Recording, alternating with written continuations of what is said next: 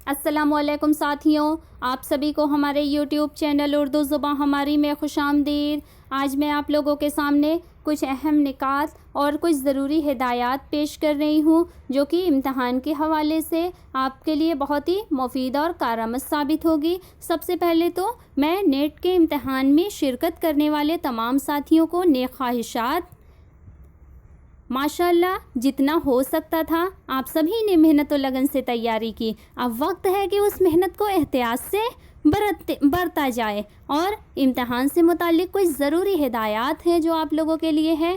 ضروری ہدایات یعنی ہو سکتا ہے کہ آپ میں سے بہت سے لوگ جو ہیں وہ پہلے بھی امتحان میں شریک ہو چکے ہوں اور انہیں ان ہدایات کے بارے میں، یعنی امتحان میں کس طرح سے کیسے کیا کرنا ہے، کب پہنچنا ہے، کیا ضروری چیزیں ہیں، کن چیزوں کو لے کے جانا لازمی ہے، ان سب چیزوں کے بارے میں ہو سکتا ہے معلوم ہو۔ لیکن بہت سے لوگ ہوں گے کہ جو پہلی بار امتحان دینے جا رہے ہوں گے، اور اگر آپ پہلی بار امتحان دینے جا رہے ہیں تو آپ کچھ باتوں کا بہت خاص خیال رکھیں، یعنی کہ کیا کیا چیزیں آپ کے لیے لازمی ہونی چاہیے۔ وہاں پہ کیا چیزیں آپ کے لیے لازمی ہوں گی، کیا کرنا ہے، کیسے کرنا ہے، ان سب کے بارے میں مختصراً میں آپ لوگوں کو یہاں پر بتا رہی ہوں۔ سب سے پہلے تو آپ اپنا ایڈمٹ کارڈ جو کہ آپ کو امتحان میں لے کر جانا ہے، اس کا آپ پرنٹ آؤٹ نکال رہے ہیں تو اس پرنٹ آؤٹ کو نکال کر، یعنی پرنٹ آؤٹ ایڈمٹ کارڈ اور اس کے ساتھ دو پیچھے پیج جو دیے ہوئے ہوتے ہیں انسٹرکشن کے، یعنی کچھ ضروری ہدایات دی ہوئی ہوتی ہیں، آپ انہیں بالکل غور سے، دھیان سے، اچھی طرح سے ایک بار وہ تمام ضروری ہدایات پڑھ لیں۔ اور اس کے علاوہ یعنی وہ جو ایڈمٹ کارڈ پرنٹ آؤٹ رہتا ہے اس پر نیچے کی طرف، نیچے کے حصے میں دیا ہوا ہوتا ہے کہ آپ وہاں پر اپنی ایک فوٹو، ہدایت کے مطابق وہاں پر آپ اپنی فوٹو چسپاں کر لیں، اور ساتھ میں بھی اپنی یعنی امتحان گاہ میں لے کے جانے کے لیے 2 فوٹو کم از کم آپ ضرور رکھ لیں۔ اور اسی کے ساتھ کیا کرنا ہے، اسی کے ساتھ آپ اپنا ایک شناختی کارڈ، یعنی گورنمنٹ آف انڈیا کا ایشو کیا ہوا کوئی ایک آئیڈینٹی کارڈ، چاہے وہ آپ کا آدھار کارڈ ہو یا پین کارڈ وغیرہ ہو، کچھ بھی ہو آپ رکھ لیں۔ عموماً تو تمام لوگ آدھار کارڈ ہی لے کر جاتے ہیں، تو آپ بھی آدھار کارڈ ہی رکھ لیں، اور ساتھ میں ایک قلم بھی رکھ لیں۔ اور کیا کریں کہ امتحان سینٹر پر آپ کم از کم وقت متعینہ سے پہلے، یعنی اگر آپ کے امتحان 9 بجے سے شروع ہونے ہیں یا دوپہر 2 بجے سے شروع ہونے ہیں، جو بھی وقت آپ کے امتحان کا ہو اس متعینہ وقت سے آپ 1 گھنٹے پہلے تو کم از کم سینٹر پر پہنچ جائیں، کیونکہ وہاں بہت سارے پروسیس سے آپ کو گزرنا پڑے گا۔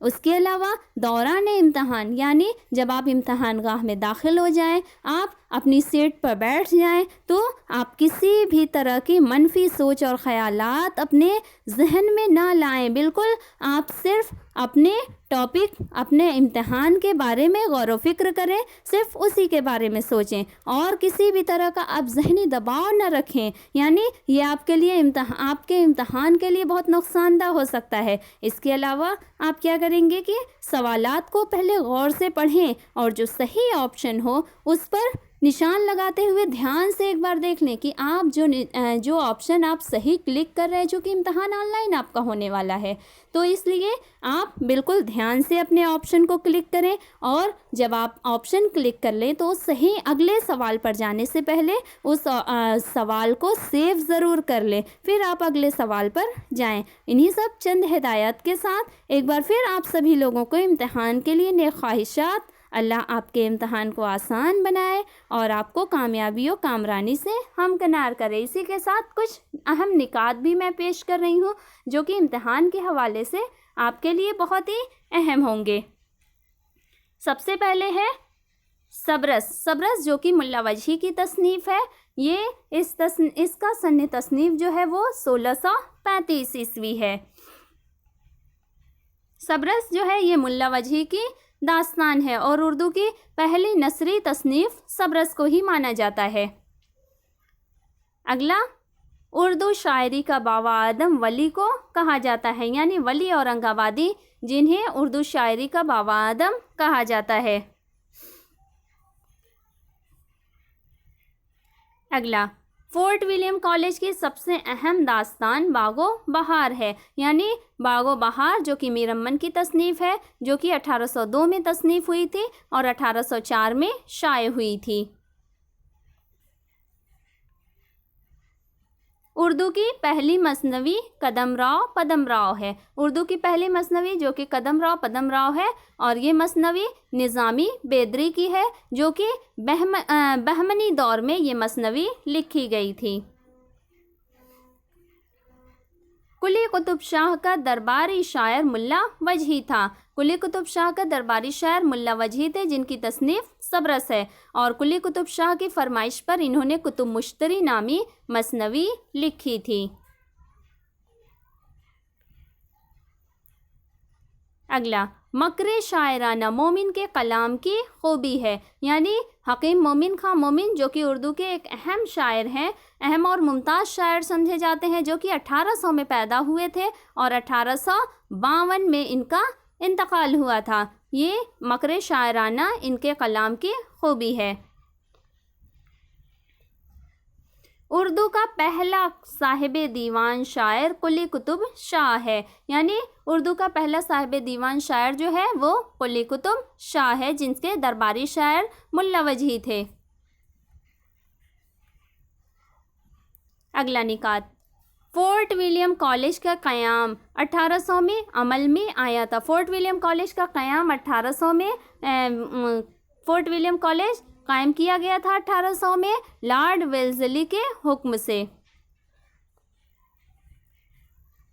اگلا، پریم چند کا آخری ناول گؤدان ہے۔ گؤدان جو ہے یہ پریم چند کا آخری مکمل ناول ہے۔ اگر سوال اس طرح سے رہے کہ پریم چند کا آخری نامکمل ناول کون ہے، تو نامکمل ناول جو ہے وہ منگل سوتر کے نام سے ہے، اور آخری مکمل ناول جو ہے یہ گؤدان ہے، جو کہ ہندی میں 1935 میں شائع ہوا تھا اور اردو میں 1936 میں شائع ہوا تھا۔ خطبات احمدیہ کے مصنف سر سید احمد خان ہیں۔ خطبات احمدیہ جو ہے یہ ان کے سر سید کے 12 خطبوں پر مشتمل ان کی تصنیف ہے، جو کہ انہوں نے ولیم میور کی کتاب جو تھی لائف آف محمد، اس کے جواب میں انہوں نے خطبات احمدیہ کے نام سے 12 خطبوں پر مشتمل ایک تصنیف سر سید خان نے لکھی تھی۔ تقابلی تنقید کی بنیاد شبلی نے ڈالی۔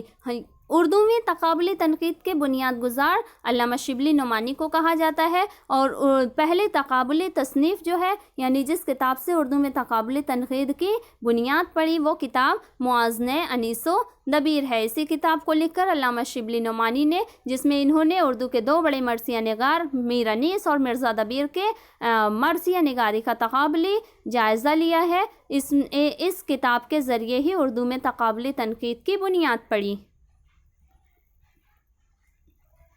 ناول آنکھ کا دریا میں شعور کی رو کی تکنیک کا استعمال ہوا ہے۔ ناول آنکھ کا دریا جو کہ اردو کا شاہکار ناول تو ہے ہی ساتھ قرۃ العین حیدر کا بھی شاہکار ناول ہے، جو کہ 1959 میں شائع ہوا تھا۔ اس میں شعور کی رو کی تکنیک کا استعمال ہوا ہے۔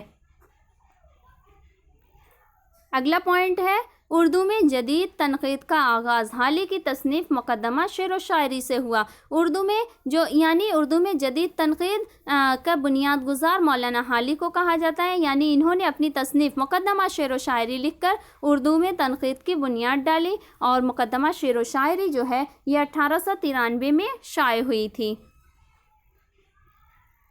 اگلا پوائنٹ ہے، سرخ سویرا کے مصنف مخدوم محی الدین ہے، یعنی سرخ سویرا جو ہے یہ مخدوم محی الدین کا مجموعہ کلام ہے، اس کے مصنف مخدوم ہے۔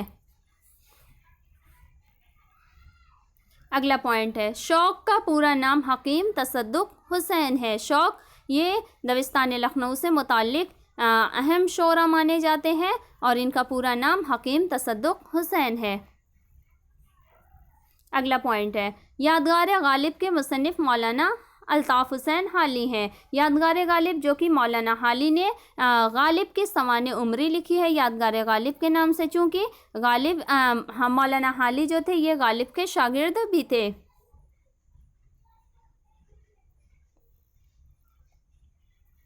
اگلا پوائنٹ ہے زندہ نامہ فیض احمد فیض کا شعری مجموعہ ہے.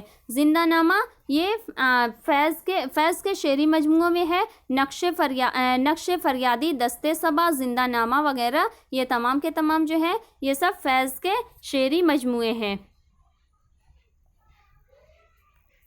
اگلا پوائنٹ ہے شعر العجم کا موضوع فارسی شاعری ہے. شعر العجم یہ علامہ شبلی نعمانی کی تصنیف ہے جو کہ انہوں نے فارسی شاعری سے متعلق لکھی ہے.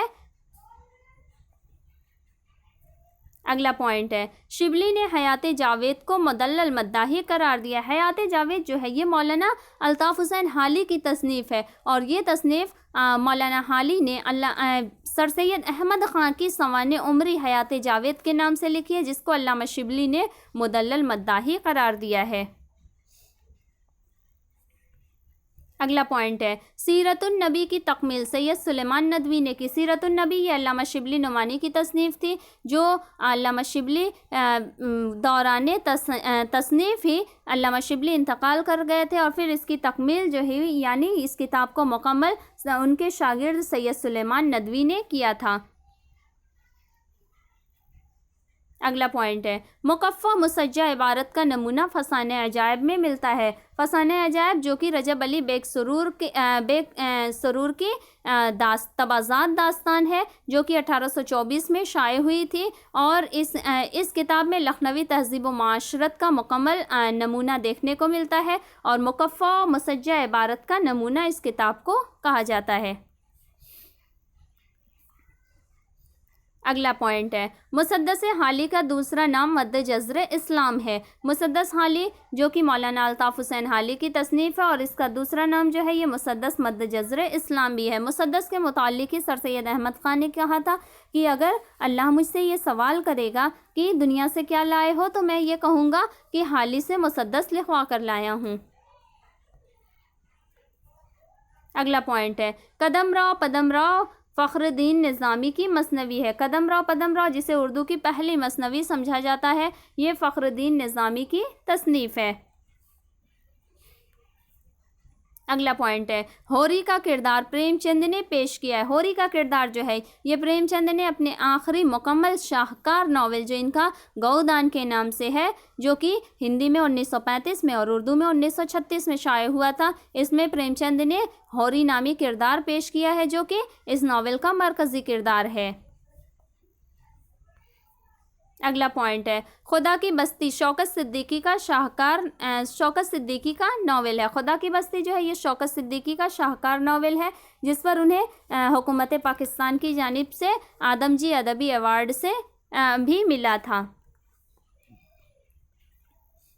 اگلا پوائنٹ ہے 2 گز زمین عبدالصمد کا ناول ہے. اگلا پوائنٹ ہے گوتم نیلمبر کا کردار آگ کے دریا میں پیش کیا گیا ہے. ناول آگ کا دریا جو ہے یہ قرۃ العین حیدر کا شاہکار ناول ہے جو کہ 1959 میں شائع ہوا تھا اور اس ناول میں شعور کی رو کی تکنیک کا استعمال کیا گیا اور اس ناول کا مرکزی کردار جو ہے جو کہ گوتم نیلمبر ہوتا ہے.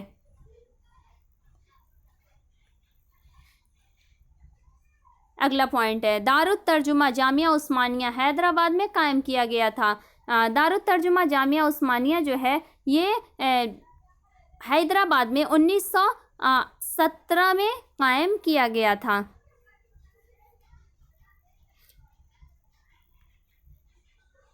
اگلا پوائنٹ ہے دستمبو روز نامچہ ہے غالب کا. دستمبو جو ہے یہ غالب کا روز نامچہ ہے جس میں انہوں نے اپنے کچھ حالات بیان کیے ہیں جو کہ ایک رسالے کی شکل میں ہے. اگلا پوائنٹ ہے حضرت موہانی کا اصل نام سید فضل الحسن تھا. حضرت موہانی قصبہ موہان ضلع اناؤ میں 1880 میں پیدا ہوئے تھے اور ان کا انتقال 1951 میں ہوا تھا. ان کا اصل نام سید فضل الحسن تھا. اگلا پوائنٹ ہے سر سید کی تصنیف آثار الصنادید میں دہلی کی عمارتوں کا ذکر ہے. سر سید کی تصنیف آثار الصنادید جو ہے یہ تاریخی نوعیت کی کتاب ہے اور اس میں دہلی کی قدیم اور تاریخی عمارتوں کا ذکر ہے. اگلا پوائنٹ ہے عود ہندی غالب کے خطوط کا مجموعہ ہے. عود ہندی یعنی یہ غالب کے خطوط کا پہلا مجموعہ جو ہے وہ عود ہندی کے نام سے شائع ہوا اور دوسرا مجموعہ جو ہے وہ اردو معلیٰ کے نام سے شائع ہوا تھا. اگلا پوائنٹ ہے اداس نسلیں عبداللہ حسین کا ناول ہے. اداس نسلیں جو ہے یہ عبداللہ حسین کا شاہکار ناول ہے. یہ ناول جو ہے یہ تقسیم کا المیہ اس ناول میں بیان کیا گیا. یعنی یہ ناول 4 ادوار میں تقسیم ہے. پہلا برٹش انڈیا ہے, دوسرا جنگ عظیم سے متعلق ہے, تیسرا آزادی اور تقسیم, اور پھر چوتھا متحدہ پاکستان اور ہندوستان کے بارے میں ہے. اگلا پوائنٹ ہے ٹیڑھی لکیر عصمت چغتائی کا ناول ہے. ٹیڑھی لکیر جو کہ عصمت کا ناول ہے, یہ ناول ہمارے نصاب میں شامل ناول ہے. اگلا پوائنٹ گریز عزیز احمد کا ناول ہے. اگلا پوائنٹ غالب کا تخلص اسد تھا. یعنی غالب پہلے اپنا تخلص اسد رکھتے تھے, مگر جب ایک اور کسی اسد نامی شاعر کا انہوں نے یہ شعر سنا کہ اسد اس جفا پر بتوں سے وفا کی, میرے شعر شاباز رحمت خدا کی, تو غالب نے اپنا تخلص چینج کر کے کہ اپنا اسد سے غالب اپنا تخلص کر لیا, کیونکہ غالب اپنی روش خود اختیار کرتے ہیں. یعنی وہ کسی اور کی روش اور گھسی پٹی پرانی روش کو وہ اختیار کرنے کے قائل نہیں ہیں. اگلا پوائنٹ ہے انیس کا ابتدائی تخلص ہضمی تھا.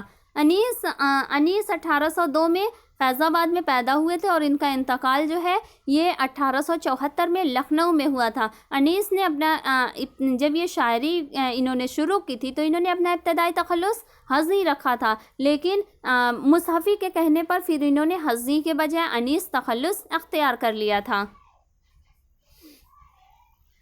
اگلا پوائنٹ ہے شیشوں کا مسیحا فیض احمد فیض کی نظم ہے. اگلا پوائنٹ ہے قرآن پاک کا اردو ترجمہ سب سے پہلے شاہ رفیع الدین نے کیا تھا. قرآن پاک کا پہلا اردو ترجمہ یعنی شاہ رفیع الدین نے کیا تھا, اور سب سے پہلے فارسی ترجمہ جو ہے وہ شاہ ولی اللہ نے کیا تھا. اگلا پوائنٹ ہے گنج ہائے گرا مایا رشید احمد صدیقی کی تصنیف ہے. اگلا پوائنٹ ہے منٹو کی افسانہ ٹھنڈا گوشت پر مقدمہ چلا تھا. منٹو کا افسانہ جو ٹھنڈا گوشت ہے یہ 1950 میں شائع ہوا تھا اور اس پر فحاشی کے الزام لگایا گیا تھا اس افسانے پر, اور اس پر مقدمہ یعنی پاکستان کے کورٹ میں اس پر مقدمہ چلا تھا.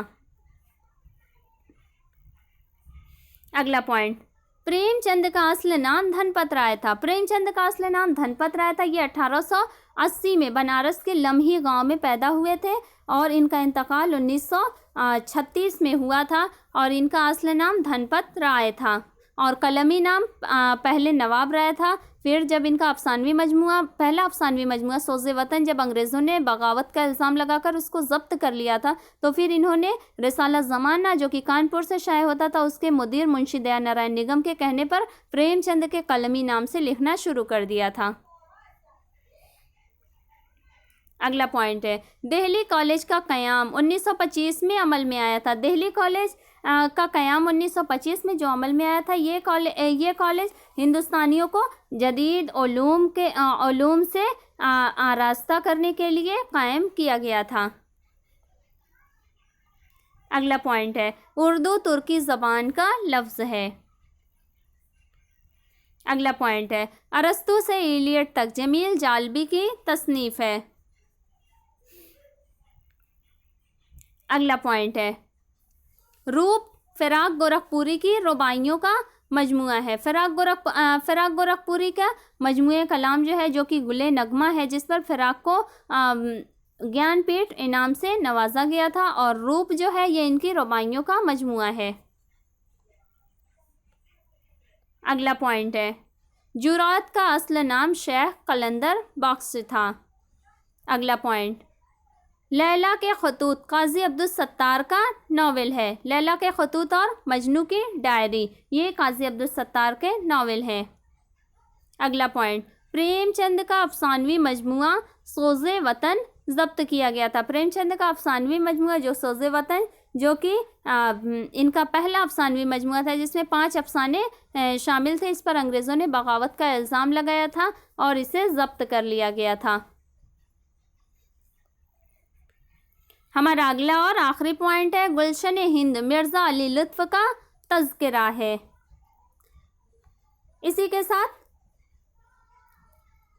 ये हमारे अहम निकात जो है ये तमाम हो गए और आप सभी ने बहुत मेहनत और लगन से तैयारी की और मैं उम्मीद करती हूँ कि आप सभी की तैयारी इम्तहान के हवाले से बहुत ही मुकम्मल हुई होगी और इंशाअल्लाह आप सब बेहतर अपने इम्तिहान में करके आएंगे। और इसी के साथ जहाँ तक मैं अपना वो पेश करूँ कि इम्तिहान में आप लोग मैं ऐसा करती हूँ कि इम्तिहान में हमेशा मैं परिचय दोम जो होता है यानी जो हमारे सब्जेक्ट पर बेस्ड क्वेश्चन पेपर होता है उसको यानी दूसरा पर्चा उसको पहले हल करें, क्योंकि पहले हल करने से ये होता है कि तमाम सवालात जो होते हैं हमारे सेकंड पेपर के वो बआसानी हम जल्दी वक्त रहते हुए मुकम्मल कर लेते हैं। या क्योंकि हमारा पेपर 1 जो होता है वो पेपर 1 कुछ मुश्किल थोड़ा होता है, गर्चा अच्छी तैयारी के साथ जाएं तो वो भी हम बआसानी हल कर सकते हैं, लेकिन क्या होता है कि उसमें बहुत वक्त चला जाता है। इसलिए वक्त का ख़ास ख्याल आप लोग रखें